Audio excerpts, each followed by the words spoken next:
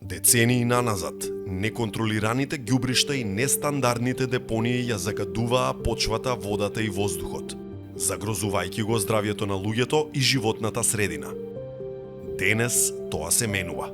Во источниот и североисточниот регион, со подршка од ЕУ, се затвораат и рехабилитираат повеќе од 100 стари нелегални ѓубришта и депонии, додека проектот Сене 3 обезбедува подршка за воспоставување на модерен регионален систем кој ќе гарантира редовно собирање и правилен третман на отпадот.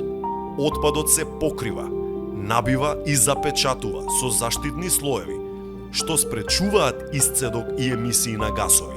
Теренот се преобликува и стабилизира, а на крај се засадува зеленило за да се обнови природата и да се подобри пределот.